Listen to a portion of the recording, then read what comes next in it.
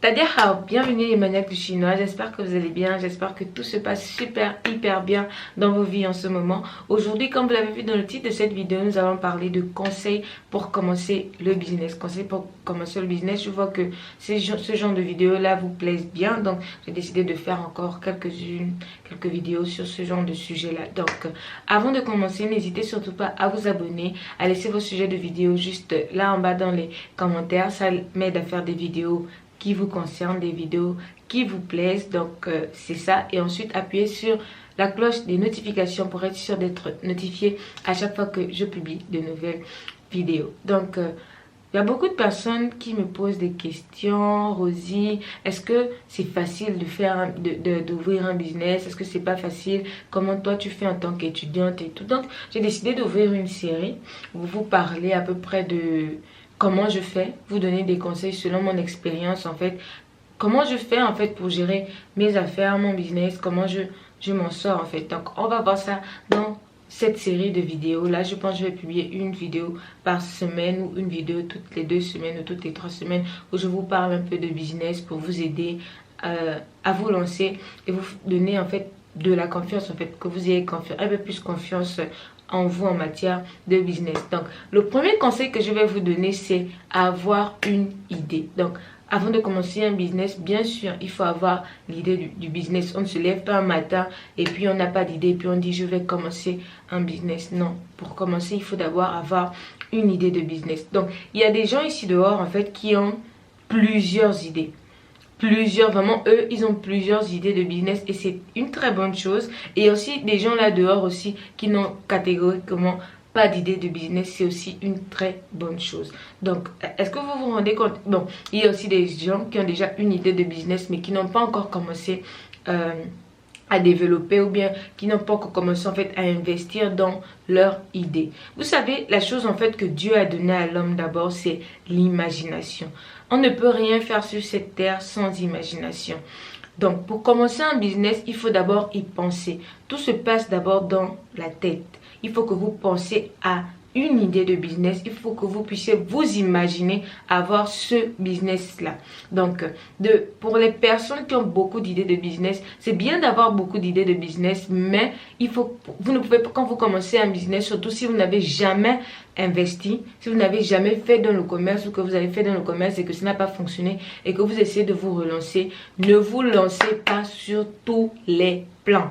Ne vous lancez pas sur tous les plans. Ça ne va pas vous aider. Si vous avez 10 idées de business, diminuez à 5. Ensuite, diminuez vos idées de business à 3 jusqu'à ce que vous allez retirer une seule idée de business. Vous allez retirer une seule idée de business. Ça va vraiment vous aider parce que vous ne pouvez pas investir dans toutes choses. Déjà, lorsqu'on commence dans le business, il y a des aptitudes en fait qu'on n'a pas et qu'on apprend en même temps en fait qu'on est en train de faire le business. Le business ou l'entrepreneuriat, c'est comme l'école.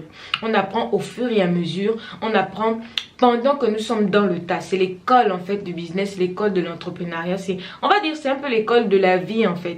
Donc vous ne pouvez pas investir dans toutes choses parce que vous allez vous perdre, surtout que vous êtes en train de commencer. Donc la chose à faire, c'est de vraiment vous asseoir, prendre, on va dire, on ne décide pas d'un business en un jour.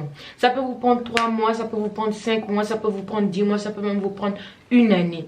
Le plus important, c'est, on va dire ça comment, c'est de choisir la bonne idée de business. Donc je vais continuer un peu, on va approfondir le sujet dans le reste de cette vidéo. Donc restez jusqu'à la fin de la vidéo, on va en parler dans cette vidéo là.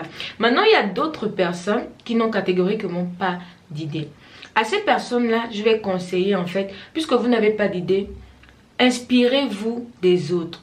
En fait, il y a des gens qui ont déjà créé des choses sur cette terre. On ne va plus inventer le téléphone. Le téléphone portable existe déjà. Mais ce qu'on va faire, c'est qu'on va améliorer les téléphones. La voiture existe déjà.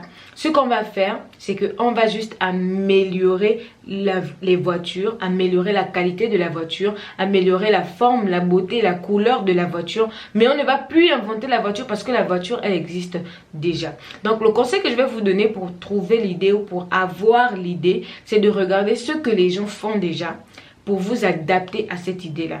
Donc, et surtout, en général, pour trouver l'idée, pour commencer, trouvez un domaine que vous maîtrisez déjà un peu. Vous voyez?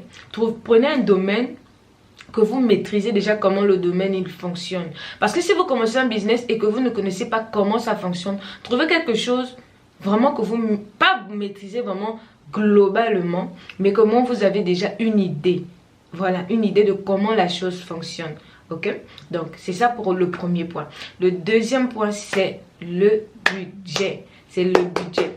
Après l'idée vient le budget. Ok, vous avez trouvé votre idée, c'est l'idée du siècle, c'est l'idée qui va vous faire prospérer. Mais comment vous faites pour démarrer, pour commencer le business? Il faut un budget. Il y a des gens en fait qui ont peur lorsqu'on parle de budget. Vous pouvez commencer avec une idée qui commence à 15 euros, à 10 000, 20 000, 30 000 francs CFA. On va dire, vous pouvez commencer un business avec un petit budget. Vous voyez? Lorsque vous avez un rêve, par exemple, si vous avez un rêve, par exemple, d'avoir votre propre magasin de prêt-à-porter, vous n'allez pas commencer directement à avoir un prêt-à-porter. C'est pas possible si vous avez un petit budget. Ce que votre budget va vous permettre d'avoir pour commencer, c'est peut-être, on va dire, commencer avec des chapeaux, des casquettes. Vous allez commencer à vendre 10 casquettes. Ensuite, vous allez récolter, prendre le bénéfice. Au lieu de manger ou de dépenser ce bénéfice-là, vous réinvestissez dans les casquettes.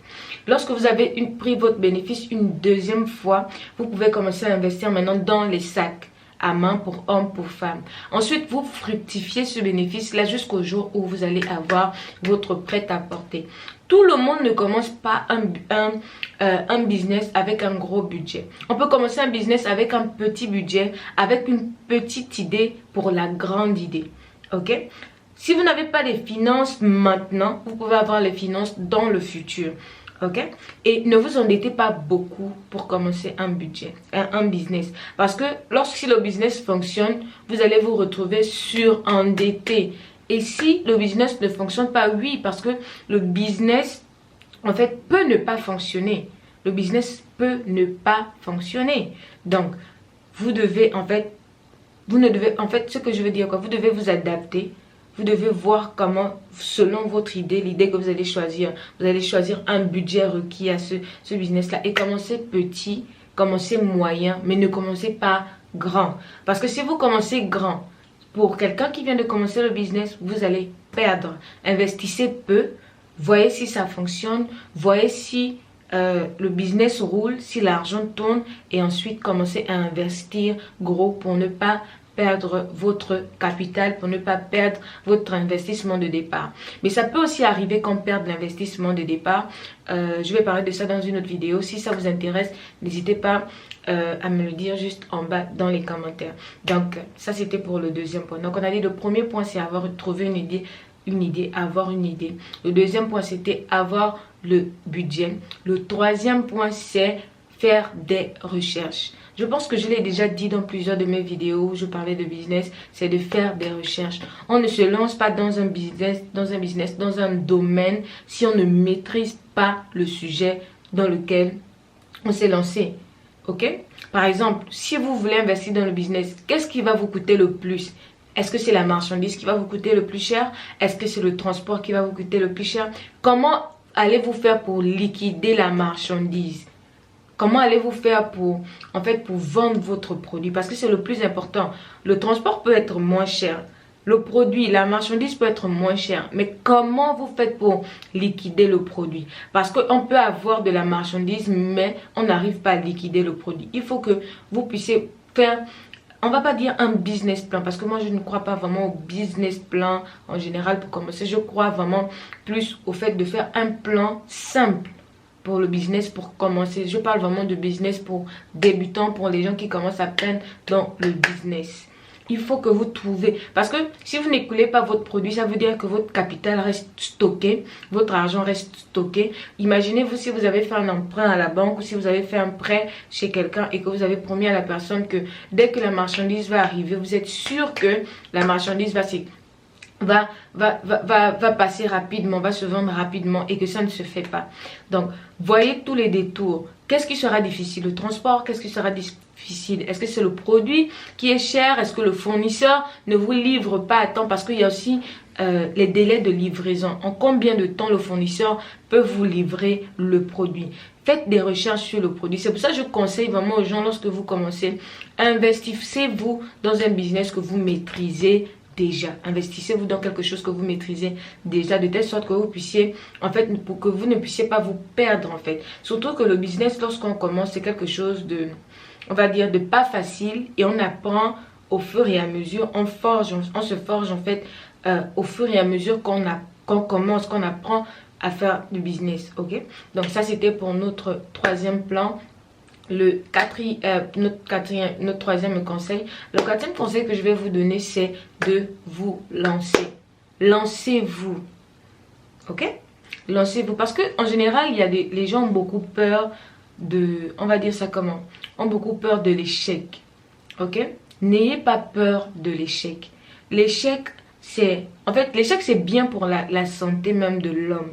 Parce que s'il n'y a pas d'échec, ça veut dire que la vie n'a pas de challenge. Ça veut dire qu'en fait, vous n'apprenez pas.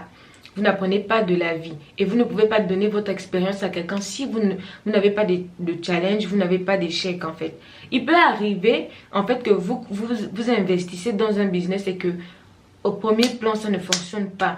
Je ne peux pas vous promettre aujourd'hui que si vous commencez un business, même après tous ces conseils en fait, que dès que vous allez vous lancer, vous allez réussir du tout au coup. Ça peut arriver, mais il peut aussi arriver que vous échouez.